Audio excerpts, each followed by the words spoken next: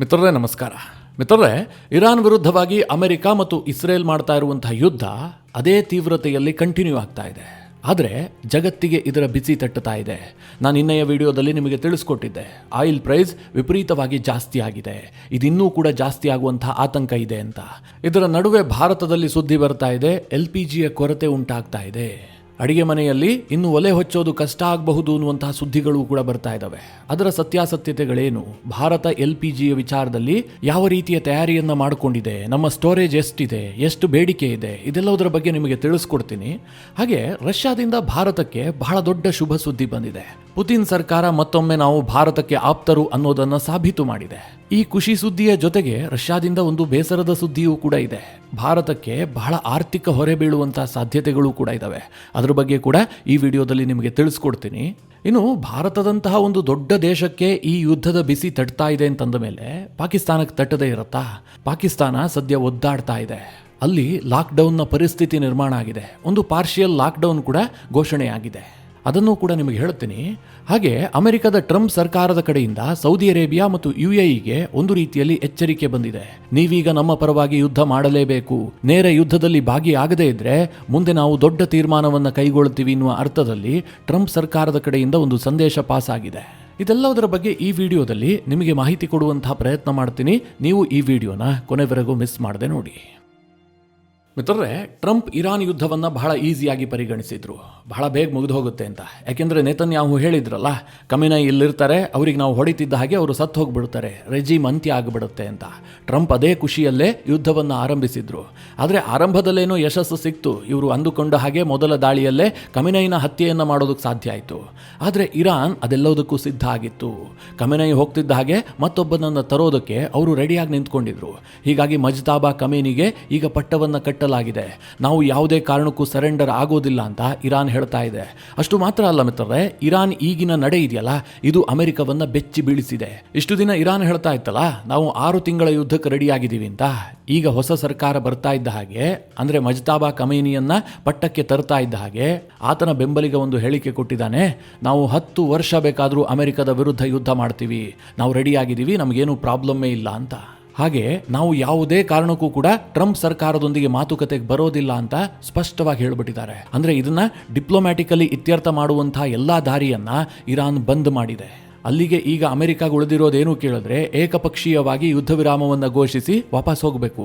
ಇಲ್ಲದೆ ಹೋದ್ರೆ ಇರಾನನ್ನು ಕಂಪ್ಲೀಟ್ ಆಗಿ ನಾಶ ಮಾಡಿ ವಿಜಯವನ್ನು ಘೋಷಿಸಿಕೊಳ್ಳಬೇಕು. ಅವರಂತೂ ಸರೆಂಡರ್ ಆಗೋದಿಲ್ಲ, ಜೊತೆಗೆ ಮಾತುಕತೆಗೂ ಕೂಡ ಬರೋದಿಲ್ಲ ಅನ್ನುವಂಥದ್ದು ಕನ್ಫರ್ಮ್ ಆಗಿ ಹೋಗಿದೆ. ಅಷ್ಟು ಮಾತ್ರ ಅಲ್ಲ, ಇರಾನ್ ಸರ್ಕಾರದಿಂದ ಇನ್ನೊಂದು ಹೇಳಿಕೆ ಬಂದಿದೆ, ಅಮೆರಿಕ ಮತ್ತು ಇಸ್ರೇಲ್ ಇದೇ ರೀತಿಯಾಗಿ ದಾಳಿಯನ್ನ ಮುಂದುವರಿಸ್ತಾ ಇದ್ರೆ ಆಯಿಲ್ ಪ್ರೈಸ್ ಅನ್ನ ನಾವು ಪರ್ ಬ್ಯಾರಲ್ $200 ರೀಚ್ ಆಗುವ ಹಾಗೆ ಮಾಡ್ತೀವಿ ಅಂತ ಇರಾನ್ ಧಮಕಿ ಹಾಕಿದೆ. ಇದನ್ನ ಕೇಳಿದ್ರೆ ಆಶ್ಚರ್ಯ ಆಗುತ್ತಲ್ವಾ? ಇರಾನ್ಗೆ ಆ ಸಾಮರ್ಥ್ಯ ಇದೆಯಾ ಪರ್ ಬ್ಯಾರಲ್ಗೆ $200 ತೆಗೆದುಕೊಂಡು ಹೋಗೋದಕ್ಕೆ ಅವ್ರ ಕೈಲೇನಿದೆ ಅಂತ? ಮಿತ್ರರೇ, ಇರಾನ್ ಹೇಳ್ತಿರೋದೇನು ಗೊತ್ತಾ, ನಾವು ಇಡೀ ಪರ್ಷಿಯನ್ ಗಲ್ಫನ್ನೇ ಬ್ಲಾಕ್ ಮಾಡಿಬಿಡ್ತೀವಿ. ಒಂದು ಕಡೆ ಹರ್ಮೋಸ್ ಜಲಸಂಧಿಯಿಂದ ಒಂದು ಆಯಿಲ್ ಟ್ಯಾಂಕರ್ ಕೂಡ ಹೊರ ಹೋಗದಂತೆ ನೋಡ್ಕೊಳ್ತೀವಿ. ಅಷ್ಟು ಮಾತ್ರ ಅಲ್ಲ, ಈ Saudi Arabia, Qatar, UAE, Oman ಈ ಎಲ್ಲ ದೇಶಗಳು ಆಯಿಲನ್ನು ಹೊರ ತೆಗೆದು ಮಾರಾಟ ಮಾಡ್ತಾವಲ್ಲ, ಅದನ್ನೇ ನಾವು ರಿಸ್ಟ್ರಿಕ್ಟ್ ಮಾಡ್ತೀವಿ. ಹೇಗೆ ಕೇಳಿದ್ರೆ, ನಮ್ಮ ಮಿಸೈಲ್ಗಳು ಮತ್ತು ಡ್ರೋನ್ಗಳ ಮೂಲಕ ಅದಕ್ಕೆ ಹಾನಿ ಮಾಡ್ತೀವಿ. ಆಗ ತೈಲ ಉತ್ಪಾದನೆಯೇ ಕಡಿಮೆ ಆಗಿಬಿಡುತ್ತೆ. ಅಂತಹ ಸಂದರ್ಭದಲ್ಲಿ ತೈಲ ಬೆಲೆ $200 ರೀಚ್ ಆಗುವಂತಹದ್ದು ದೊಡ್ಡ ವಿಚಾರವೇ ಅಲ್ಲ. ಇರಾನ್ ಈಗ ಅಂತಹ ಧಮಕಿ ಹಾಕಿದೆ. ಮಿತ್ರರೇ, ಹಾಗೇನಾರು ಆಗಿದ್ದೆ ಆದ್ರೆ, ಅಂದ್ರೆ ತೈಲ ಬೆಲೆ $200 ರೀಚ್ ಆಗಿದ್ದೆ ಆದ್ರೆ ಇಡೀ ವಿಶ್ವ ದೊಡ್ಡ ಆರ್ಥಿಕ ಸಂಕಷ್ಟಕ್ಕೆ ಸಿಕ್ಕಾಕೊಳ್ಳುತ್ತೆ. ಬೆಲೆ ಏರಿಕೆ ಯಾವ ರೀತಿಯಾಗಿ ಆಗುತ್ತೆ ಅಂತ ಊಹೆ ಮಾಡೋದಕ್ಕೂ ಸಾಧ್ಯ ಇಲ್ಲ. ಮಿಡಲ್ ಈಸ್ಟ್ ಯುದ್ಧವನ್ನ ಬೆಂಬಲಿಸಿದವರಿಗೂ ಕೂಡ ಅದರ ಬಿಸಿ ತಟ್ಟುತ್ತೆ, ಬೆಂಬಲಿಸದೆ ಸುಮ್ಮನೆ ಇದ್ದವರಿಗೂ ಕೂಡ ಅದರ ಬಿಸಿ ತಟ್ಟುತ್ತೆ. ಅಂತಹ ಪರಿಸ್ಥಿತಿ ನಿರ್ಮಾಣ ಆಗುತ್ತೆ, ಊಹೆ ಮಾಡೋದಕ್ಕೂ ಸಾಧ್ಯ ಇಲ್ಲ. $200 ಪರ್ ಬ್ಯಾರಲ್ ಆಯ್ತು ಅಂತಂದ್ರೆ. ಆದ್ರೆ ಸಮಾಧಾನಕರ ಸುದ್ದಿ ಏನು ಕೇಳಿದ್ರೆ, ನಿನ್ನೆ ವಿಪರೀತವಾಗಿ ಏರಿದ್ದಂತಹ ಕ್ರೂಡ್ ಆಯಿಲ್ ಪ್ರೈಸ್ ಇವತ್ತು ಸ್ವಲ್ಪ ಡೌನ್ ಆಗಿದೆ. ಮಾರ್ಚ್ 9ರಂದು ಪ್ರತಿ ಬ್ಯಾರಲ್ ಕ್ರೂಡ್ ಆಯಿಲ್ ಪ್ರೈಸ್ ಬೆಲೆ $118 $119 ರೀಚ್ ಆಗಿತ್ತು. ಆದರೆ ಇವತ್ತು ಅದು $94 ಬಂದಿಳಿದಿದೆ. ಇದರ ಪರಿಣಾಮ ಭಾರತದಲ್ಲಿ ಸೆನ್ಸೆಕ್ಸ್ ಮತ್ತು ನಿಫ್ಟಿಯೂ ಕೂಡ ಕೊಂಚ ಚೇತರಿಕೆಯನ್ನು ಕಂಡಿದೆ. ನಿನ್ನೆ ಮಹಾಪತನವನ್ನೇ ಕಂಡು ಎಲ್ಲವೂ ಕೂಡ ರೆಡ್ ಕಾಣ್ತಾ ಇತ್ತಲ್ಲ, ಇವತ್ತು ಗ್ರೀನ್ಗೆ ಟರ್ನ್ ಆಗಿದೆ. ಸೆನ್ಸೆಕ್ಸ್ ಒಂದು 500 ಪಾಯಿಂಟ್ಗಳಷ್ಟು ಪ್ಲಸ್ನಲ್ಲಿದೆ. ಇಷ್ಟೆಲ್ಲ ಆಗ್ತಾ ಇದ್ರೂ ಕೂಡ ಟ್ರಂಪ್ ಮಾತ್ರ ಇದಕ್ಕೇನು ದೊಡ್ಡ ಮಟ್ಟದಲ್ಲಿ ತಲೆ ಕೆಡಿಸ್ಕೊಂಡಂತೆ ಕಾಣ್ತಾ ಇಲ್ಲ. ಅವ್ರು ನಿನ್ನೆ ಒಂದು ಸ್ಟೇಟ್ಮೆಂಟ್ ಕೊಟ್ಟಿದ್ರಲ್ಲ, ಬಹಳ ಚಿಕ್ಕ ಪ್ರೈಸ್ ಅನ್ನ ಜಗತ್ತು ಪೇ ಮಾಡಬೇಕು, ಶಾಂತಿ ನೆಲೆಸಬೇಕಾದ್ರೆ ಇದೆಲ್ಲ ಕಾಮನ್ ಅನ್ನುವ ಅರ್ಥದಲ್ಲಿ ಒಂದು ತೇಲಿಸ್ಬಿಟ್ಟಿದ್ರಲ್ಲ, ಈಗ ಮತ್ತೆ ಹೇಳಿಕೆ ಕೊಟ್ಟಿದ್ದಾರೆ. ಒಂದು ವೇಳೆ ಇರಾನ್ ಏನಾದರೂ ಹರ್ಮೋಸ್ ಜಲಸಂಧಿಗೆ ಕೈ ಹಾಕಿದ್ದೇ ಆದ್ರೆ ನಾವು ಇರಾನ್ಗೆ ಇನ್ನೂ ಜೋರಾಗಿ ಹೊಡಿತೀವಿ ಅಂತ. ಅಷ್ಟು ಮಾತ್ರ ಅಲ್ಲ, ಆ ಇಡೀ ಪ್ರದೇಶವನ್ನೇ ವಶಕ್ಕೆ ಪಡೆಯುವಂತಹ ಪ್ರಯತ್ನವನ್ನ ಕೂಡ ನಾವು ಮಾಡ್ತೀವಿ ಅಂತ ಹೀಗೆಲ್ಲ ಟ್ರಂಪ್ ಹೇಳಿಕೆ ಕೊಡ್ತಾ ಇದ್ದಾರೆ. ನಾನು ಮೊದಲಿನಿಂದಲೂ ಕೂಡ ಹೇಳ್ತಾ ಇದ್ದೀನಿ, ಅಮೆರಿಕ ಕೇವಲ ಬಾಯಲ್ಲಿ ಯುದ್ಧ ಮಾಡ್ತಾ ಇದೆ. ಟ್ರಂಪ್ ಅವರ ಹೇಳಿಕೆಗಳಿಗೂ ಅಲ್ಲಿರುವಂತಹ ರಿಯಾಲಿಟಿಗೂ ಸಾಕಷ್ಟು ವ್ಯತ್ಯಾಸ ಕೂಡ ಇದೆ. ಈ ನಡುವೆ ನಡೆದಂತಹ ಒಂದು ಬಹಳ ಇಂಟ್ರೆಸ್ಟಿಂಗ್ ಬೆಳವಣಿಗೆ ಏನು ಕೇಳಿದ್ರೆ, ಈ ಯುದ್ಧದ ಸಂದರ್ಭದಲ್ಲಿ ಟ್ರಂಪ್ ಮತ್ತು ಪುತಿನ್ ಇಬ್ಬರು ಕೂಡ ಮಾತನಾಡಿಕೊಂಡಿದ್ದಾರೆ. ಇಬ್ಬರೂ ಕೂಡ ಯುದ್ಧದಾಹಿಗಳಲ್ವಾ. ಪುತಿನ್ ಕೂಡ 4 ವರ್ಷದಿಂದ ಯುದ್ಧ ಮಾಡ್ತಾ ಇದ್ದಾರೆ. ಅವರಿಗಿಂತ ನಾನೇನು ಕಡಿಮೆ ಇಲ್ಲ ಅಂತ ಟ್ರಂಪ್ ಇತ್ತ ಕಡೆಯಲ್ಲಿ ಯುದ್ಧ ಶುರು ಮಾಡಿಕೊಂಡಿದ್ದಾರೆ. ಈಗ ಈ ಇಬ್ಬರು ನಾಯಕರು ಹೇಗೆ ಯುದ್ಧ ನಡೀತಾ ಇದೆ ಅಂತ ಮಾತುಕತೆ ನಡೆಸಿದ್ದಾರೆ. ಮಜಾ ಏನು ಕೇಳಿದ್ರೆ, ಈ ಮಾತುಕತೆ ವೇಳೆ ಒಬ್ರಿಗೊಬ್ರು ಕೊಟ್ಟಂತಹ ಸಲಹೆ ಇದೆಯಲ್ಲ, ಅದನ್ನು ಕೇಳಿದ್ರೆ ಒಂಥರ ನಗು ಬರುತ್ತಷ್ಟೇ. ಪುತಿನ್ ಮತ್ತು ಟ್ರಂಪ್ ನಡುವೆ ಆದಂತಹ ಮಾತುಕತೆಯ ಮುಖ್ಯ ವಿಷಯ ಏನು ಕೇಳಿದ್ರೆ, ಉಕ್ರೇನ್ ಯುದ್ಧ ಮತ್ತು ಮಧ್ಯಪ್ರಾಚ್ಯದ ಯುದ್ಧದ ಬಗೆಗಿನ ಚರ್ಚೆ. ಪುತಿನ್ ಟ್ರಂಪ್ಗೆ ಹೇಳೋದ್ರಂತೆ, ಇರಾನ್ ಯುದ್ಧದಲ್ಲಿ ನಾನು ನಿಮಗೆ ಬೇಕಾದ್ರೆ ಸಹಾಯ ಮಾಡ್ತೀನಿ ಅಂತ. ಆಗ ಅದಕ್ಕೆ ಟ್ರಂಪ್ ಏನು ಹೇಳಿದ್ರಂತ ಗೊತ್ತಾ, ನೀವು ಸಹಾಯ ಮಾಡೋದೇ ಆಗಿದ್ರೆ ಉಕ್ರೇನ್ ಯುದ್ಧವನ್ನು ನಿಲ್ಲಿಸಿ, ಅದಕ್ಕಿಂತ ದೊಡ್ಡ ಸಹಾಯ ನಮಗಿನ್ಯಾವುದೂ ಕೂಡ ಇಲ್ಲ ಅಂತ ಟ್ರಂಪ್ ಹೇಳಿಕೆ ಕೊಟ್ರಂತೆ. ಹೀಗಂತ ಟ್ರಂಪೇ ಹೇಳ್ಕೊಂಡಿದ್ದಾರೆ. ಅದಕ್ಕೆ ಮುಂದುವರೆದು ಟ್ರಂಪ್ ಹೇಳ್ತಾರೆ, ಪುತಿನ್ ಮತ್ತು ಜೆಲೆನ್ಸ್ಕಿಯ ನಡುವೆ ಬಹಳ ದ್ವೇಷ ಇದೆ, ಹೀಗಾಗಿ ಒಂದು ಒಪ್ಪಂದಕ್ಕೆ ಬರೋದಕ್ಕೆ ಸಾಧ್ಯ ಆಗ್ತಾ ಇಲ್ಲ. ಆದರೆ ಈ ಮಾತುಕತೆಯ ವೇಳೆ, ಅಂದರೆ ಈಗೇನು ಫೋನಲ್ಲಿ ಮಾತನಾಡಿದ್ವಲ್ಲ, ಆಗ ಸಾಕಷ್ಟು ಬೆಳವಣಿಗೆಗಳಾಗಿದ್ದಾವೆ, ಅದೆಲ್ಲದೂ ಕೂಡ ಯುದ್ಧ ನಿಲ್ಲಿಸೋದಕ್ಕೆ ಪೂರಕವಾಗಿದೆ ಅಂತ. ಮಿತ್ರರೇ, ರಷ್ಯಾ ಉಕ್ರೇನ್ ಯುದ್ಧ ಏನೋ ನಡ್ಕೊಳ್ತಾ ಇದೆ, ಅದರಿಂದ ಜಾಗತಿಕವಾಗಿ ಅಷ್ಟೆಲ್ಲ ಪರಿಣಾಮ ಬೀರ್ತಾ ಇಲ್ಲ, ಜಗತ್ತು ಅದಕ್ಕೆ ಒಗ್ಗಿಕೊಂಡಿದೆ. ಆದರೆ ಟ್ರಂಪ್ ಈಗ ಏಕಾಏಕಿಯಾಗಿ ಮಾಡಿದಂತಹ ಹುಚ್ಚಾಟದಿಂದ ಇಡೀ ಜಗತ್ತು ಅದರಿಂದ ತೊಂದರೆಗೊಳಗಾಗಿದೆ. ಅದ್ರ ಬಗ್ಗೆ ಯೋಚಿಸೋದನ್ನ ಬಿಟ್ಬಿಟ್ಟು ಮತ್ತೆ ಉಕ್ರೇನ್ ಯುದ್ಧದ ವಿಚಾರಕ್ಕೆ ಟ್ರಂಪ್ ಹೋಗಿದ್ದಾರೆ. ಈ ಮಾತುಕತೆಯ ಬಗ್ಗೆ ರಷ್ಯಾ ಏನು ಹೇಳ್ಕೊಂಡಿದೆ ಅಂತಂದ್ರೆ, ನಾವು ಅಮೆರಿಕಾಗೆ ಸಲಹೆ ಕೊಟ್ಟಿದ್ದೀವಿ, ಮಾತುಕತೆ ಮೂಲಕವಾಗಿ ಎಲ್ಲದನ್ನ ಬಗೆಹರಿಸಿಕೊಳ್ಳಿ, ಯುದ್ಧವನ್ನ ಇಲ್ಲಿಗೆ ನಿಲ್ಲಿಸಿ ಅಂತ ಹೇಳಿ ಪುತಿನ್ ಟ್ರಂಪ್ಗೆ ಸಲಹೆ ಕೊಟ್ಟಿದ್ದಾರೆ ಅಂತ ರಷ್ಯಾ ಹೇಳ್ಕೊಂಡಿದೆ. ಆದರೆ ಅಸಲಿ ಸತ್ಯ ಏನು ಕೇಳಿದ್ರೆ, ಅಮೆರಿಕ ಇರಾನ್ ಮೇಲೆ ಮಾಡಿದಂತಹ ಯುದ್ಧವನ್ನ ರಷ್ಯಾ ಒಳಗೊಳಗೆ ಎಂಜಾಯ್ ಮಾಡ್ತಾ ಇದೆ. ರಷ್ಯಾಗೆ ಇರಾನ್ನಂತಹ ಒಂದು ಪ್ರಬಲ ಮಿತ್ರ ದೇಶ ಕೈ ತಪ್ಪುತ್ತೆ ನಿಜ, ಆದರೆ ಅದು ಕಂಪ್ಲೀಟ್ ಆಗಿ ರೆಜಿಮ್ ಚೇಂಜ್ ಆದರೆ ಮಾತ್ರ. ಇಲ್ಲದೆ ಹೋದರೆ ರಷ್ಯಾಗೆ ಏನು ನಷ್ಟನೇ ಆಗೋದಿಲ್ಲ, ಬದಲಾಗಿ ವಿಪರೀತವಾಗಿ ಲಾಭ ಆಗುತ್ತೆ. ಈಗಾಗಲೇ ರಷ್ಯಾಗೆ ಲಾಭ ಆಗೋದಕ್ಕೆ ಶುರುವಾಗಿದೆ ಕೂಡ. ಸದ್ಯದ ಸ್ಥಿತಿಯನ್ನು ನೋಡಿದ್ರೆ ಏನು ಅನ್ಸುತ್ತೆ ಗೊತ್ತಾ, ಇಷ್ಟು ದಿನ ಟ್ರಂಪ್ ಹೇಳ್ತಾ ಇದ್ರಲ್ಲ, ಮೇಕ್ ಅಮೆರಿಕಾ ಗ್ರೇಟ್ ಅಗೈನ್ ಅಂತ, ಅದೇ ಮಾಗ, ಈಗ ಅದು ಮೇಕ್ ರಷ್ಯಾ ಗ್ರೇಟ್ ಅಗೈನ್ ಆಗುವಂತ ಸಾಧ್ಯತೆಗಳಿದೆ ಅಂತ ಅನ್ನಿಸ್ತಾ ಇದೆ. ಯಾಕೆ ಕೇಳಿದ್ರೆ, ರಷ್ಯಾಗೆ ಈಗ ವ್ಯಾಪಾರದ ಎಲ್ಲಾ ಚಾನಲ್ಗಳು ಕೂಡ ಓಪನ್ ಆಗ್ತಾ ಇದೆ. ಮುಖ್ಯವಾಗಿ ರಷ್ಯಾ ತನ್ನ ಆಯಿಲ್ ಎಕ್ಸ್ಪೋರ್ಟ್ ಅನ್ನ ವಿಪರೀತ ಪ್ರಮಾಣದಲ್ಲಿ ಹೆಚ್ಚು ಮಾಡಿಕೊಳ್ಳೋದಕ್ಕೆ ರಷ್ಯಾಗೆ ಅವಕಾಶಗಳು ಸೃಷ್ಟಿ ಆಗ್ತಾ ಇದೆ. ಅವರ ಆಯಿಲ್ಗೆ ಡಿಮ್ಯಾಂಡ್ ಕ್ರಿಯೇಟ್ ಆಗ್ತಾ ಇದೆ. 2019ರಲ್ಲಿ ರಷ್ಯಾ ಇಡೀ ವಿಶ್ವಕ್ಕೆ ಬಹಳ ದೊಡ್ಡ ಪ್ರಮಾಣದಲ್ಲಿ ಆಯಿಲ್ ಸಪ್ಲೈ ಮಾಡ್ತಾ ಇತ್ತು. ಯಾವ ಮಟ್ಟಿಗಿತ್ತು ರಷ್ಯಾದ ಆಯಿಲ್ ಎಕ್ಸ್ಪೋರ್ಟ್ ಅಂತಂದ್ರೆ, ಅದೊಂದೇ ವರ್ಷ ಅಂದ್ರೆ 2019ರಲ್ಲಿ ರಷ್ಯಾ ಆಯಿಲ್ ಎಕ್ಸ್ಪೋರ್ಟ್ನಿಂದ $123 ಬಿಲಿಯನ್ ಆದಾಯವನ್ನು ಗಳಿಸಿತ್ತು. 48 ದೇಶಗಳಿಗೆ ಆಯಿಲ್ ಸಪ್ಲೈ ಮಾಡ್ತಾ ಇದ್ರು. ಅದರಲ್ಲಿ ಚೀನಾ ಅತಿ ದೊಡ್ಡ ಬೈಯರ್ ಆಗಿತ್ತು. ರಷ್ಯಾಗೆ ಸರಿಸುಮಾರು 9 ರಿಂದ 10 ಮಿಲಿಯನ್ ಬ್ಯಾರಲ್ನಷ್ಟು ಕಚ್ಚಾ ತೈಲವನ್ನು ಎಕ್ಸ್ಪೋರ್ಟ್ ಮಾಡುವಂತಹ ಕೆಪಾಸಿಟಿ ಇದೆ ಪ್ರತಿದಿನ. ಆದರೆ ಅಮೆರಿಕದ ಸಾಕಷ್ಟು ರಿಸ್ಟ್ರಿಕ್ಷನ್ಸ್, ನಿರ್ಬಂಧಗಳು, ಇದೆಲ್ಲ ಕಾರಣದಿಂದಾಗಿ ರಷ್ಯಾದ ಆಯಿಲ್ ಎಕ್ಸ್ಪೋರ್ಟ್ ಇದೆಯಲ್ಲ, ಇದು ಒಂದು ದಿನಕ್ಕೆ 4.8 ಮಿಲಿಯನ್ ಬ್ಯಾರಲ್ಗೆ ಕುಸಿತ ಕಂಡಿದೆ. ಅಂದರೆ 50% ಡೌನ್ ಆಗಿದೆ. ಈಗ ರಷ್ಯಾದಿಂದ ಆಯಿಲ್ ಖರೀದಿ ಮಾಡ್ತಿರೋದ್ರಲ್ಲಿ ಚೈನಾ ನಂಬರ್ 1 ಇದ್ರೆ ಭಾರತ ನಂಬರ್ 2 ಪ್ಲೇಸ್ನಲ್ಲಿದೆ. ಆದರೆ ಈಗ ಯುದ್ಧ ಶುರುವಾಯ್ತಲ್ಲ, ಜಗತ್ತಿಗೆ ಆಯಿಲ್ನ ಕೊರತೆ ಉಂಟಾಗಿದೆ. ಎಲ್ಲರೂ ಕೂಡ ರಷ್ಯಾದ ಬಾಗಿಲಿಗೆ ಬರ್ತಾ ಇದ್ದಾರೆ. ಎಷ್ಟರ ಮಟ್ಟಿಗೆ ರಷ್ಯಾಗೆ ಹೆಲ್ಪ್ ಆಗ್ತಾ ಇದೆ ಕೇಳಿದ್ರೆ, ಅಮೆರಿಕ ಕೂಡ ಈಗ ದೊಡ್ಡ ಯೂ ಟರ್ನ್ ಅನ್ನು ತೆಗೆದುಕೊಳ್ತಾ ಇದೆ. ರಷ್ಯಾ ಮೇಲಿದ್ದಂತಹ ಕೆಲ ಸ್ಯಾಂಕ್ಷನ್ಸ್ಗಳನ್ನು ಹಿಂಪಡೆಯೋದಕ್ಕೆ ಅಮೆರಿಕ ಸರ್ಕಾರ ಯೋಚನೆ ಮಾಡ್ತಾ ಇದೆ ಅಂತ ವರದಿಗಳಿದ್ದಾವೆ. ಇದರಿಂದ ರಷ್ಯಾ ಸಹಜವಾಗಿ ಭಾರಿ ಲಾಭವನ್ನು ಮಾಡಿಕೊಳ್ಳುತ್ತೆ. ಆದರೆ ಮಿತ್ರರೇ, ಈ ಬೆಳವಣಿಗೆ ಭಾರತಕ್ಕಷ್ಟು ಒಳ್ಳೆಯದಲ್ಲ. ನಮಗೀಗ ರಷ್ಯಾ ಭರವಸೆ ಕೊಟ್ಟಿದೆ, ನಿಮಗೆ ಎಷ್ಟು ಆಯಿಲ್ ಕೊರತೆ ಉಂಟಾಗುತ್ತೋ ಅಷ್ಟನ್ನು ನಾವು ಪೂರೈಸ್ತೀವಿ ಅಂತ. ಆದರೂ ಸಹ ಭಾರತಕ್ಕೆ ನಷ್ಟ ಯಾಕೆ ಕೇಳಿದ್ರೆ, ಇನ್ನು ಮುಂದಿನ ದಿನಗಳಲ್ಲಿ ರಷ್ಯಾದಿಂದ ನಮಗೆ ಡಿಸ್ಕೌಂಟ್ ಆಯಿಲ್ ಸಿಗುವಂತಹದ್ದು ಕಡಿಮೆ ಆಗ್ತಲೇ ಬರುತ್ತೆ. ಈಗಾಗಲೇ ಕಡಿಮೆ ಆಗಿದೆ, ಇದು ಇನ್ನೂ ಕಡಿಮೆ ಆಗುತ್ತೆ ಎನ್ನುವಂತಹ ರಿಪೋರ್ಟ್ಗಳಿದ್ದಾವೆ. ಇದರಿಂದ ಭಾರತಕ್ಕೆ ಎಷ್ಟು ನಷ್ಟ ಆಗಬಹುದು ಅಂತಂದ್ರೆ, ಕೆಲ ವರದಿಗಳ ಪ್ರಕಾರ ರಷ್ಯಾದಿಂದ ಇಂಪೋರ್ಟ್ ಮಾಡ್ಕೊಳ್ಳೋದಕ್ಕೆ ಭಾರತ ಪೇ ಮಾಡ್ತಾ ಇದೆಯಲ್ಲ, ಇದರಲ್ಲಿ ವಾರ್ಷಿಕವಾಗಿ $4 ಬಿಲಿಯನ್ ಹೆಚ್ಚಳ ಆಗಬಹುದು. ಡಿಸ್ಕೌಂಟ್ ಸಿಕ್ಕಿಲ್ಲ ಅಂತಾದರೆ ಭಾರತಕ್ಕೆ ಸರಿಸುಮಾರು 36,000 ಕೋಟಿಯಷ್ಟು ವಾರ್ಷಿಕ ನಷ್ಟ ಆಗುತ್ತೆ ಎನ್ನುವಂಥ ರಿಪೋರ್ಟ್ ಇದೆ. ಇದರ ನಡುವೆ ಭಾರತ ಮತ್ತು ರಷ್ಯಾದ ನಡುವಿನ ಈ ಆಯಿಲ್ ಟ್ರೇಡ್ ವಿಚಾರವಾಗಿ ಕ್ರೆಮ್ಲಿನ್ ಒಂದು ಇಂಟ್ರೆಸ್ಟಿಂಗ್ ಸ್ಟೇಟ್ಮೆಂಟ್ ಅನ್ನು ಕೊಟ್ಟಿದೆ. ಕ್ರೆಮ್ಲಿನ್ ಅಂತಂದ್ರೆ ಪುತಿನ್ ಕಚೇರಿ. ಅವ್ರೇನು ಹೇಳಿದ್ದಾರೆ ಅಂತಂದ್ರೆ, ಭಾರತ ಮತ್ತು ರಷ್ಯಾದ ನಡುವೆ ಆಯಿಲ್ ಟ್ರೇಡ್ ನಡೆಯುತ್ತಲ್ಲ, ಇದರ ಯಾವುದೇ ಅಂಕಿಅಂಶಗಳನ್ನು ನಾವು ಬಹಿರಂಗಪಡಿಸೋದಿಲ್ಲ. ಭಾರತ ಎಷ್ಟು ಪರ್ಚೇಸ್ ಮಾಡ್ತಾ ಇದೆ, ನಾವು ಅವರಿಗೆ ಎಷ್ಟು ಎಕ್ಸ್ಪೋರ್ಟ್ ಮಾಡ್ತಾ ಇದ್ದೀವಿ, ಇದು ಯಾವುದರ ಅಂಕಿಅಂಶವನ್ನು ಕೂಡ ನಾವು ಜಗತ್ತಿಗೆ ರಿವೀಲ್ ಮಾಡೋದಿಲ್ಲ, ಹೀಗಂತ ಕ್ರೆಮ್ಲಿನ್ ಹೇಳಿದೆ. ಅದಕ್ಕೆ ಅವರು ಕೊಟ್ಟಂತಹ ಕಾರಣ ಏನು ಕೇಳಿದ್ರೆ, ಇವತ್ತು ರಷ್ಯಾಗೆ ಶತ್ರುಗಳ ಸಂಖ್ಯೆ ಜಾಸ್ತಿ ಆಗ್ತಾ ಇದೆ, ಕೆಲ ಶತ್ರುಗಳಿಗೆ ಇದು ಖುಷಿ ಕೊಡೋದಿಲ್ಲ, ಹೀಗಾಗಿ ನಾವು ಆ ವಿಚಾರವನ್ನ ಗೌಪ್ಯವಾಗಿಡ್ತೀವಿ ಅಂತ ರಷ್ಯಾದ ಸರ್ಕಾರ ಹೇಳ್ಕೊಂಡಿದೆ. ಇದ್ರ ಬಗ್ಗೆ ನಾನು ನಿಮ್ಗೆ ಪುತಿನ್ ಭಾರತಕ್ಕೆ ಬಂದಿದ್ರಲ್ಲ ಆ ಸಂದರ್ಭದಲ್ಲೇ ಮಾಹಿತಿ ಕೊಟ್ಟಿದ್ದೆ. ಇನ್ನು ಮುಂದಿನ ದಿನಗಳಲ್ಲಿ ಭಾರತ ಮತ್ತು ರಷ್ಯಾದ ವ್ಯಾಪಾರ ಇದೆಯಲ್ಲ, ಇದು ಸ್ವಲ್ಪ ಗುಪ್ತವಾಗಿ ನಡಿಬಹುದು. ಸೈನಿಕ ಡೀಲ್ಗಳು ಕೂಡ ಓಪನ್ ಆಗಿ ಘೋಷಣೆ ಆಗುವಂತಹ ಸಾಧ್ಯತೆಗಳು ಕಡಿಮೆ ಇದೆ. ಯಾಕೆಂತಂದ್ರೆ ಇಂತಹದ್ದನ್ನು ಘೋಷಣೆ ಮಾಡ್ತಿದ್ದ ಹಾಗೆ ಅಮೆರಿಕದಿಂದ ಒತ್ತಡ ಬರುತ್ತೆ, ಅಮೆರಿಕ ಭಾರತವನ್ನು ಡಿಸ್ಟರ್ಬ್ ಮಾಡುವಂತಹ ಪ್ರಯತ್ನ ಮಾಡುತ್ತೆ. ಹೀಗಾಗಿ ಚೈನಾದ ಮಾದರಿಯನ್ನ ಭಾರತವೂ ಕೂಡ ಅಡಾಪ್ಟ್ ಮಾಡಿಕೊಳ್ಳಬಹುದು ಅಂತ ನಿಮಗೆ ತಿಳಿಸಿದ್ದೆ. ಈಗ ರಷ್ಯಾ ಅದನ್ನ ಓಪನ್ ಆಗಿ ಹೇಳ್ತಾ ಇದೆ, ನಾವು ಯಾವುದೇ ಡೇಟಾವನ್ನು ಕೊಡೋದಿಲ್ಲ, ಭಾರತ ಮತ್ತು ರಷ್ಯಾದ ನಡುವೆ ಏನು ವ್ಯಾಪಾರ ನಡೀತಾ ಇದೆ ಅನ್ನುವಂಥದ್ದು ಗೌಪ್ಯವಾಗಿರುತ್ತೆ ಅಂತ. ಇದು ಬಹಳ ದೊಡ್ಡ ವಿಚಾರ.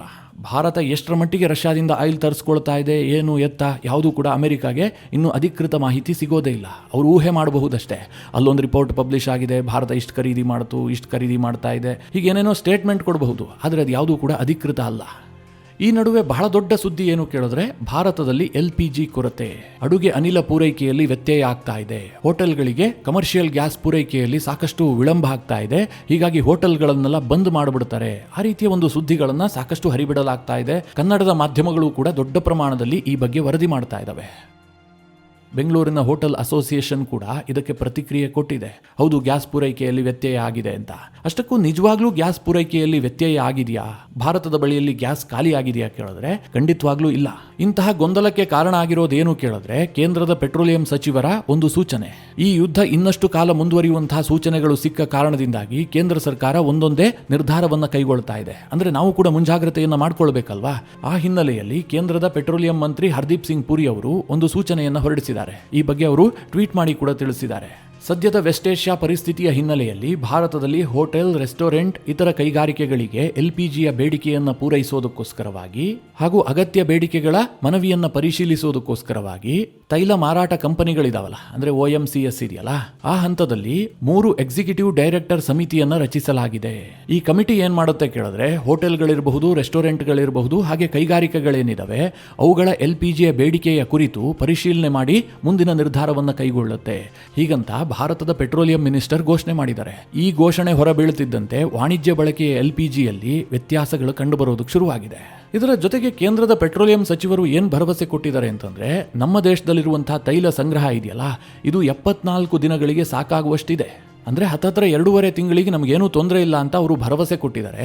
ಜೊತೆಗೆ ತೈಲ ರಿಫೈನರಿಗಳಿಗೆ ಹೆಚ್ಚಿನ ಪ್ರಮಾಣದಲ್ಲಿ LPGಯನ್ನು ಉತ್ಪಾದನೆ ಮಾಡೋದಕ್ಕೂ ಕೂಡ ಆದೇಶವನ್ನು ಹೊರಡಿಸಿದೀವಿ, ಹೀಗಂತ ಅವರು ಹೇಳ್ಕೊಂಡಿದ್ದಾರೆ. ಜೊತೆಗೆ ಗೃಹ ಬಳಕೆಯ LPGಗೆ ಹೆಚ್ಚಿನ ಆದ್ಯತೆ ಕೊಡೋದಕ್ಕೆ ತೀರ್ಮಾನ ಮಾಡಲಾಗಿದೆ. ಇದರ ನಡುವೆ ಇನ್ನೊಂದು ತೀರ್ಮಾನ ಏನು ಕೇಳಿದ್ರೆ, ಈ LPGಯ ಇಂಟರ್ ಬುಕ್ಕಿಂಗ್ ಅವಧಿ ಏನಿತ್ತು ಅದನ್ನು 21 ದಿನಗಳಿಂದ 25 ದಿನಕ್ಕೆ ಏರಿಸಲಾಗಿದೆ. ಈ ರೀತಿಯ ಕೆಲ ನಿರ್ಧಾರಗಳನ್ನ ಕೇಂದ್ರ ಸರ್ಕಾರ ಕೈಗೊಂಡ ಕಾರಣದಿಂದಾಗಿ ಒಂದು ಸ್ವಲ್ಪ ಗೊಂದಲಗಳ ಸೃಷ್ಟಿಯಾಗಿ ಪೂರೈಕೆಯಲ್ಲಿ ವ್ಯತ್ಯಾಸ ಕಂಡು ಬರ್ತಾ ಇದೆ. ಹಾಗಾದ್ರೆ ನಿಜವಾಗ್ಲೂ ಕೂಡ LPGಯ ಶಾರ್ಟೇಜ್ ಆಗುತ್ತಾ, ಭಾರತದ ಬಳಿಯಲ್ಲಿ ಎಷ್ಟು ಸ್ಟೋರೇಜ್ ಇದೆ, ಹೇಗೆ ತಯಾರಾಗುತ್ತೆ LPG, ಇದನ್ನ ನೋಡೋದಾದ್ರೆ ಭಾರತದಲ್ಲಿ ಒಂದು ತಿಂಗಳಿಗೆ 3 ಮಿಲಿಯನ್ ಟನ್ನಷ್ಟು LPG ಬಳಕೆ ಆಗುತ್ತೆ. ಭಾರತದಲ್ಲಿ ಒಟ್ಟು 31 ಕೋಟಿ LPG ಗ್ರಾಹಕರಿದ್ದಾರೆ. ಬಹಳ ದೊಡ್ಡ ಪ್ರಮಾಣದಲ್ಲಿ ಭಾರತದಲ್ಲಿ ಬೇಡಿಕೆ ಇದೆ. ಆದರೆ ನಮ್ಮ ಸಂಗ್ರಹಣಾ ಸಾಮರ್ಥ್ಯ ಎಷ್ಟಿದೆ ಕೇಳಿದ್ರೆ 1.9 ಮೆಟ್ರಿಕ್ ಟನ್ನಷ್ಟು. ಇದು ಕೇವಲ ಭಾರತದ ಬೇಡಿಕೆಯ 21 ದಿನಗಳಿಗೆ ಮಾತ್ರ ಸಾಕಾಗುತ್ತೆ. ಆದರೆ ಭಾರತ ತನ್ನ ಅವಶ್ಯಕತೆಯ 60% LPGಯನ್ನ ಹೊರಗಡೆಯಿಂದ ಆಮದು ಮಾಡಿಕೊಳ್ಳುತ್ತೆ. ಇನ್ನು ಉಳಿದಿದ್ದು ಹೇಗೆ ತಯಾರಾಗುತ್ತೆ ಕೇಳಿದ್ರೆ ಭಾರತದ ಆಯಿಲ್ ರಿಫೈನರಿಗಳಲ್ಲಿ. ಇದ್ರ ಬಗ್ಗೆ ಸ್ವಲ್ಪ ನಿಮಗೆ ಅರ್ಥ ಆಗಬೇಕು ಅಂತಂದ್ರೆ ಇದು ಹೇಗೆ ತಯಾರಾಗುತ್ತೆ ಅಂತ ಅದರ ಪ್ರೋಸೆಸ್ ಅನ್ನ ಚಿಕ್ಕದಾಗಿ ಹೇಳ್ಬಿಡ್ತೀನಿ. ಈ LPG 2 ಮಾದರಿಯಲ್ಲಿ ತಯಾರು ಮಾಡಲಾಗುತ್ತೆ. ಒಂದು ನ್ಯಾಚುರಲ್ ಗ್ಯಾಸ್ ಪ್ರೊಸೆಸಿಂಗ್ ನಿಂದ, ಅದನ್ನು ಭಾರತ ಹೊರಗಿನಿಂದ ಆಮದು ಮಾಡಿಕೊಳ್ಳೋದು. ಇನ್ನು ಭಾರತದಲ್ಲೇ ತಯಾರಾಗುತ್ತಲ್ಲ, ಅದು ಹೇಗೆ ಕೇಳಿದ್ರೆ, ಈಗ ನಾವು ಹೊರಗಿನಿಂದ ಕ್ರೂಡ್ ಆಯಿಲ್ ಅನ್ನ ತಂದು ಭಾರತದಲ್ಲಿ ಅದನ್ನ ರಿಫೈನ್ ಮಾಡ್ತೀವಿ. ಆ ಪ್ರೋಸೆಸ್ ನಲ್ಲಿ ಪ್ರೊಫೇನ್ ಮತ್ತು ಬ್ಯೂಟೈನ್ ಅನ್ನುವಂತಹ 2 ಅನಿಲ ಉತ್ಪತ್ತಿ ಆಗುತ್ತೆ. ಈ ಕ್ರೂಡ್ ಆಯಿಲ್ ಅನ್ನ ಬಿಸಿ ಮಾಡ್ತಾರಲ್ಲ, ಆ ಸಂದರ್ಭದಲ್ಲಿ ಉತ್ಪತ್ತಿ ಆಗುವಂತಹ ಅನಿಲ ಇದು. ಈ ಪ್ರೊಫೇನ್ ಮತ್ತು ಬ್ಯೂಟೇನ್ 2 ಅನಿಲಗಳನ್ನು ಸಂಗ್ರಹಿಸಿ ಅದಕ್ಕೆ ಒತ್ತಡ ಕೊಟ್ಟಂತಹ ಸಂದರ್ಭದಲ್ಲಿ ಅದು ದ್ರವ ರೂಪಕ್ಕೆ ಬರುತ್ತೆ. ಅದನ್ನೇ ಸಿಲಿಂಡರ್ಗಳಿಗೆ ತುಂಬಿಸಿ ಮನೆ ಮನೆಗೆ ಅಡುಗೆ ಮಾಡೋದಕ್ಕೆ ಒದಗಿಸ್ತಾರಷ್ಟೇ. ಈ ಕಾರಣದಿಂದಾಗಿಯೇ ಇದನ್ನ ಲಿಕ್ವಿಫೈಡ್ ಪೆಟ್ರೋಲಿಯಂ ಗ್ಯಾಸ್ LPG ಅಂತ ಕರೆಯುವಂತಹದ್ದು. ಈಗ ಕೇಂದ್ರ ಸರ್ಕಾರ ಏನು ಹೇಳಿದೆ ಕೇಳಿದ್ರೆ, ಈ LPGಯ ಉತ್ಪಾದನೆಯನ್ನ ಜಾಸ್ತಿ ಮಾಡಿ ಅಂತ. ಇವತ್ತು ಭಾರತದಲ್ಲಿ ಬಹಳ ಹೇರಳ ಪ್ರಮಾಣದಲ್ಲಿ ಆಯಿಲ್ ರಿಫೈನರಿಗಳಿದಾವಲ್ಲ, ಹೀಗಾಗಿ ಈ ಕೆಲಸವನ್ನ ನಾವು ಆರಾಮವಾಗಿ ಮಾಡಬಹುದು. ಆದರೆ ಒಂದು ವ್ಯವಸ್ಥೆಯಿಂದ ಇನ್ನೊಂದು ವ್ಯವಸ್ಥೆಗೆ ಬದಲಾಗೋದಕ್ಕೆ ಸಾಕಷ್ಟು ಸಮಯ ಬೇಕಾಗುತ್ತಲ್ವಾ. ಇದರಿಂದಾಗಿ ಭಾರತದಲ್ಲಿ ಒಂದು ಸ್ವಲ್ಪ ದಿನಗಳ ಕಾಲ ಈ ವ್ಯತ್ಯಾಸಗಳು ಕಂಡು ಬಂದೇ ಬರುತ್ತೆ. ಭಾರತ ಇಷ್ಟೆಲ್ಲ ವ್ಯವಸ್ಥೆ ಇಟ್ಕೊಂಡೇ ಒಂದು ಸ್ವಲ್ಪ ಆಚೆ ಈಚೆ ಆಗ್ತಿದ್ದ ಹಾಗೆ ಭಾರತದಲ್ಲಿ ಹಂಗಾಮವೇ ಸೃಷ್ಟಿಯಾಗ್ಬಿಡುತ್ತೆ. ಇನ್ನು ಪಕ್ಕದ ಪಾಕಿಸ್ತಾನದ ಕಥೆಯನ್ನು ಹೇಳದೇ ಇದ್ರೆ, ಮಧ್ಯಪ್ರಾಚ್ಯದ ಈ ಯುದ್ಧ ಎಲ್ಲರಿಗೂ ನಷ್ಟವನ್ನು ತರಿಸ್ತಾ ಇದೆ, ರಷ್ಯಾ ಸೇರಿದಂತೆ ಕೆಲ ದೇಶಗಳನ್ನು ಹೊರತುಪಡಿಸಿ. ಆದರೆ ಅತಿ ಹೆಚ್ಚು ಯಾರಿಗಾದರೂ ನಷ್ಟ ಆಗ್ತಾ ಇದ್ರೆ ಅದು ಪಾಕಿಸ್ತಾನಕ್ಕೆ. ಅದಕ್ಕೆ 2 ಕಾರಣ ಇದೆ. ಮೊದಲನೇದಾಗಿ ಅವರ ಬಳಿಯಲ್ಲಿ ಅತ್ಯಂತ ಕಡಿಮೆ ತೈಲ ರಿಸರ್ವ್ ಇತ್ತು. ಅವರು ನಮ್ಮ ಥರ 70 ದಿನ 75 ದಿನಕ್ಕೆಲ್ಲ ರಿಸರ್ವ್ ಇಟ್ಕೊಂಡಿರಲಿಲ್ಲ. ಪಾಕಿಸ್ತಾನದ ಬಳಿಯಲ್ಲಿ ಸ್ಟೋರೇಜ್ ಇದ್ದಿದ್ದೆ 10 ರಿಂದ 12 ದಿನಕ್ಕಾಗುವಷ್ಟು. ಈಗಾಗಲೇ ಯುದ್ಧ ಶುರುವಾಗಿ 10 ದಿನಗಳು ಕಳೆದು ಹೋದ್ವು. ಜೊತೆಗೆ ಪಾಕಿಸ್ತಾನಕ್ಕೆ ತೈಲ ಬರ್ತಾ ಇದ್ದಿದ್ದೆ ಈ ಸ್ಟ್ರೀಟ್ ಆಫ್ ಹರ್ಮೋಸ್ನಿಂದ. ಪಾಕಿಸ್ತಾನದ ಅವಶ್ಯಕತೆಯ 70 to 75% ಅದೇ ಮಾರ್ಗದ ಮೂಲಕವಾಗಿ ಬರ್ತಾ ಇತ್ತು. ಈಗದು ಬಂದಾಗಿದೆಯಲ್ಲ, ಇದು ಪಾಕಿಸ್ತಾನದಲ್ಲಿ ತೈಲಕ್ಕೆ ಹಾಹಾಕಾರ ಉಂಟಾಗುವಂತೆ ಮಾಡಿದೆ. ಯಾವ ಮಟ್ಟಿಗೆ ಕೇಳಿದ್ರೆ, ಪಾಕಿಸ್ತಾನದ ಸರ್ಕಾರ ಪಾರ್ಷಿಯಲ್ ಆಗಿ ಲಾಕ್ಡೌನ್ ಅನ್ನು ಘೋಷಣೆ ಮಾಡದಂಥ ಒಂದು ಆದೇಶವನ್ನು ಮಾಡಿದೆ. ಆ ಆದೇಶದಲ್ಲಿ ಏನೇನು ಅಂಶಗಳಿದಾವೆ ಕೇಳಿದ್ರೆ, ಸರ್ಕಾರಿ ವಾಹನಗಳಿಗೆ ನೀಡುವ ಇಂಧನದ ಪ್ರಮಾಣ ಮುಂದಿನ 2 ತಿಂಗಳ ಕಾಲದವರೆಗೆ 50% ಕಟ್ ಆಫ್. ಹಾಗೆ 60% ಸರ್ಕಾರಿ ವಾಹನಗಳನ್ನು ರಸ್ತೆಗಿಳಿಸಬಾರದು. ಹಾಗೆ ಪಾಕಿಸ್ತಾನದ ಸಚಿವರು ಮತ್ತು ಅವರ ಸಲಹೆಗಾರರಿಗೆ 2 ತಿಂಗಳ ಸಂಬಳವನ್ನು ತಡೆ ಹಿಡಿಯಲಾಗಿದೆ. ಜೊತೆಗೆ ಎಂಪಿಗಳ ಸಂಬಳದಲ್ಲಿ 25% ಕಟ್ ಆಫ್ ಮಾಡಲಾಗಿದೆ. ಹಾಗೆ ಸರ್ಕಾರಿ ಇಲಾಖೆಯ ವೆಚ್ಚವನ್ನು 20% ಕಡಿತವನ್ನು ಮಾಡಲಾಗಿದೆ. ಜೊತೆಗೆ ಸಚಿವರು ಸರ್ಕಾರಿ ಅಧಿಕಾರಿಗಳ ವಿದೇಶಿ ಪ್ರವಾಸವನ್ನು ತಡೆ ಹಿಡಿಯಲಾಗಿದೆ. ತೀರಾ ಅನಿವಾರ್ಯತೆ ಇದ್ರೆ ಮಾತ್ರ ಹೋಗಬೇಕು ಅಂತ ಸರ್ಕಾರ ಸೂಚನೆ ಕೊಟ್ಟಿದೆ. ಹಾಗೆ ಎಲ್ಲ ಸಭೆಗಳನ್ನು ಆನ್ಲೈನ್ನಲ್ಲೇ ಮಾಡಬೇಕು ಅಂತ ಸೂಚನೆಯನ್ನು ಕೊಡಲಾಗಿದೆ. ಜೊತೆಗೆ 50% ಸಿಬ್ಬಂದಿ ಖಾಸಗಿಯವರು ಕೂಡ ವರ್ಕ್ ಫ್ರಮ್ ಹೋಮ್ ಅನ್ನು ತೆಗೆದುಕೊಳ್ಳಬೇಕು, ಕಚೇರಿಗೆ ಬಂದು ಕೆಲಸ ಮಾಡಬಾರದು ಅಂತ ಸರ್ಕಾರ ಆದೇಶವನ್ನು ಹೊರಡಿಸಿದೆ. ಹಾಗೆ ಸರ್ಕಾರದ ಮುಂದಿನ ಆದೇಶದವರೆಗೂ ಕೂಡ ಎಲ್ಲಾ ಸರ್ಕಾರಿ ಕಚೇರಿಗಳು ಕೂಡ ವಾರದಲ್ಲಿ 4 ದಿನಗಳು ಮಾತ್ರ ಓಪನ್ ಇರಬೇಕು. ಹೀಗಂತ ಪಾಕಿಸ್ತಾನದ ಸರ್ಕಾರ ಆದೇಶ ಹೊರಡಿಸಿದೆ. ಜೊತೆಗೆ ಎಲ್ಲಾ ಶಾಲಾ ಕಾಲೇಜುಗಳನ್ನ 2 ವಾರಗಳ ಕಾಲ ಕಂಪ್ಲೀಟ್ ಬಂದ್ ಮಾಡೋದಕ್ಕೆ ಶಹಬಾಜ್ ಶರೀಫ್ ಸರ್ಕಾರ ಸೂಚನೆಯನ್ನ ಕೊಟ್ಟಿದೆ. ಹಾಗೆ ಅವರು ಹೇಳಿದ್ದಾರೆ, ನಾವು ಯುದ್ಧದಂತಹ ಪರಿಸ್ಥಿತಿಯಲ್ಲಿದ್ದೀವಿ, ಹೀಗಾಗಿ ದೇಶದ ಜನ ಸರ್ಕಾರಕ್ಕೆ ಸಹಕರಿಸಬೇಕು ಅಂತ ಅವರು ಮನವಿ ಮಾಡಿಕೊಂಡಿದ್ದಾರೆ. ಯುದ್ಧ ಇದೇ ರೀತಿಯಾಗಿ ಕಂಟಿನ್ಯೂ ಆಗ್ತಾ ಇದ್ರೆ ಪಾಕಿಸ್ತಾನದ ಪರಿಸ್ಥಿತಿ ಏನಾಗುತ್ತೆ ಅಂತ ಹೇಳೋದಕ್ಕೆ ಸಾಧ್ಯ ಇಲ್ಲ. ಅಲ್ಲ, ಭಾರತಕ್ಕೂ ಕೂಡ ಹೊಡೆಯುತ್ತೆ, ಆದರೆ ಪಾಕಿಸ್ತಾನ ಅದರಿಂದ ಚೇತರಿಸಿಕೊಳ್ಳುವಂತಹದ್ದು ಕಷ್ಟ ಆಗಬಹುದು. ಮಿತ್ರರ, ಯುದ್ಧದ ಕುರಿತಾಗಿ ಸಾಕಷ್ಟು ಮಾಹಿತಿಗಳಿದಾವೆ. ಎಲ್ಲದನ್ನ ಒದಗಿಸೋದು ಕೂಡ ಕಷ್ಟ ಆಗ್ತಾ ಇದೆ. ವಿಡಿಯೋ ಲೆಂತ್ ಕೂಡ ಜಾಸ್ತಿ ಆಗ್ತಾ ಹೋಗುತ್ತೆ. ಆದ್ರೂ ಕೂಡ ಇನ್ನೊಂದು ವಿಚಾರ ಬಹಳ ಇಂಪಾರ್ಟೆಂಟ್ ಆಗಿದೆ, ಅದನ್ನ ಇದರಲ್ಲೇ ಹೇಳ್ಬಿಡ್ತೀನಿ. ಸದ್ಯ ಪಶ್ಚಿಮ ಏಷ್ಯಾದಲ್ಲಿ ಅಮೆರಿಕ ಯುದ್ಧ ಮಾಡ್ತಾ ಇದೆಯಲ್ಲ, ಈ ಸಂದರ್ಭದಲ್ಲಿ ಸೌದಿ ಅರೇಬಿಯಾ ಮತ್ತು UAE ಅಮೆರಿಕಾಗೆ ಪೂರ್ಣ ಪ್ರಮಾಣದಲ್ಲಿ ಸಹಕಾರ ಕೊಡಬೇಕು, ಇರಾನ್ ವಿರುದ್ಧ ಯುದ್ಧಕ್ಕೆ ನಿಂತ್ಕೊಳ್ಬೇಕು ಅಂತ ಟ್ರಂಪ್ ಅವರ ಆಪ್ತ ಮತ್ತು ಅಮೆರಿಕದ ರಿಪಬ್ಲಿಕನ್ ಪಕ್ಷದ ಸಂಸದ ಲಿಂಡ್ಸಿ ಗ್ರಾಹಮ್ ಸೌದಿ ಮತ್ತು UAEಗೆ ಒತ್ತಾಯಿಸಿದ್ದಾರೆ. ಅಷ್ಟು ಮಾತ್ರ ಅಲ್ಲ, ಅವರೊಂದು ಧಮಕಿಯನ್ನು ಕೂಡ ಹಾಕಿದ್ದಾರೆ. ಅದೇನು ಕೇಳಿದ್ರೆ, ಯಾವಾಗ ಇರಾನ್ ಸೌದಿ ಅರೇಬಿಯಾದಲ್ಲಿರುವಂತಹ ಅಮೆರಿಕದ ರಾಯಭಾರ ಕಚೇರಿಗೆ ಹಿಟ್ ಮಾಡ್ತೋ ಆ ತಕ್ಷಣವೇ ಸೌದಿ ಅರೇಬಿಯಾ ಯುದ್ಧದಲ್ಲಿ ಭಾಗಿಯಾಗಬೇಕಾಗಿತ್ತು. ಸೌದಿ ಮತ್ತು ಅಮೆರಿಕದ ನಡುವೆ ಪರಸ್ಪರ ಡಿಫೆನ್ಸ್ ಒಪ್ಪಂದ ಇದೆ. ಈ ಒಪ್ಪಂದಕ್ಕೆ ಪರಸ್ಪರ ಗೌರವ ಕೊಡುವಂತಹ ಕೆಲಸ ಆಗಬೇಕು. ಒಂದು ವೇಳೆ ಅದಾಗಿಲ್ಲ ಅಂತಾದ್ರೆ ಆ ಒಪ್ಪಂದವನ್ನು ನಾವು ಪುನರ್ ಪರಿಶೀಲನೆ ಮಾಡಬೇಕಾಗುತ್ತೆ ಅಂತ ಲಿಂಡ್ಸಿ ಗ್ರಾಹಮ್ ಎಚ್ಚರಿಕೆ ಕೊಟ್ಟಿದ್ದಾರೆ. ಅಂದ್ರೆ ಸೌದಿಯ ಜೊತೆಗಿನ ರಕ್ಷಣಾ ಒಪ್ಪಂದವನ್ನೇ ನಾವು ಕ್ಯಾನ್ಸಲ್ ಮಾಡೋದಕ್ಕೂ ಕೂಡ ಯೋಚನೆ ಮಾಡ್ತೀವಿ ಅಂತ. ಈ ಸೌದಿಯವರು ನಾಟಕ ಮಾಡ್ತಾ ಇದ್ದಾರೆ ಅಂತ ಅಮೆರಿಕಾಗೂ ಕೂಡ ಅನ್ನಿಸ್ತಾ ಇದೆ. ಒಂದು ಕಡೆ ಅವರು ತೊಟ್ಲನ್ನು ತೂಗ್ತಾ ಇದ್ದಾರೆ, ಇನ್ನೊಂದು ಕಡೆ ಮಗುವನ್ನು ಚೂಟ್ತಾ ಇದ್ದಾರೆ ಅಂತ. ಯಾಕೆಂತಂದ್ರೆ ಸೌದಿಯ ನಡೆಯನ್ನು ನೋಡಿ, ಇಷ್ಟೆಲ್ಲ ದಾಳಿ ಆಗ್ತಾ ಇದ್ರು ಕೂಡ ಅವರು ಯುದ್ಧಕ್ಕೆ ನೇರವಾಗಿ ಎಂಟ್ರಿ ಆಗ್ತಾ ಇಲ್ಲ, ಕೇವಲ ಧಮಕಿಯನ್ನು ಹಾಕ್ತಾ ಇದ್ದಾರೆ. ಅವ್ರದ್ದೊಂಥರ ಹುಲಿ ಬಂತು ಹುಲಿ ಕತೆ ಆಗಿದೆ. ಇದು ಈಗ ಅಮೆರಿಕಾಗೆ ಇಷ್ಟ ಆಗ್ತಾ ಇಲ್ಲ. ಮಿತ್ರರೇ, ಇದಿಷ್ಟು ಮಿಡಲ್ ಈಸ್ಟ್ನಲ್ಲಿ ಆಗ್ತಾ ಇರುವಂತಹ ಯುದ್ಧ ಮತ್ತು ಅದರ ಪರಿಣಾಮಗಳ ಕುರಿತಾದಂತಹ ಒಂದಿಷ್ಟು ಮಾಹಿತಿ. ಈ ಎಲ್ಲ ವಿಚಾರಗಳ ಕುರಿತಾಗಿ ನಿಮಗೇನನ್ಸುತ್ತೆ? ನಿಮ್ಮ ಅನಿಸಿಕೆ ಅಭಿಪ್ರಾಯವನ್ನು ಕಮೆಂಟ್ ಮಾಡುವ ಮೂಲಕ ನಮಗೆ ತಿಳಿಸಿ. ಹಾಗೆ ನಿಮಗೆ ಈ ವಿಡಿಯೋ ಇಷ್ಟವಾದರೆ ಲೈಕ್ ಮಾಡಿ. ಜೊತೆಗೆ ನೀವಿನ್ನೂ ನಿಮ್ಮ ನೆಚ್ಚಿನ ಸಂಸ್ಕಾರ ಸೌರಭ ಯೂಟ್ಯೂಬ್ ಚಾನಲ್ನ ಸಬ್ಸ್ಕ್ರೈಬ್ ಮಾಡಿಲ್ಲ ಅಂತಾದರೆ ಈ ಕೂಡಲೇ ಸಬ್ಸ್ಕ್ರೈಬ್ ಮಾಡಿ. ಮುಂದಿನ ಎಲ್ಲ ಅಪ್ಡೇಟ್ಗಳ ನೋಟಿಫಿಕೇಷನ್ಗಾಗಿ ಬೆಲ್ ಐಕಾನ್ ಒತ್ತಿ.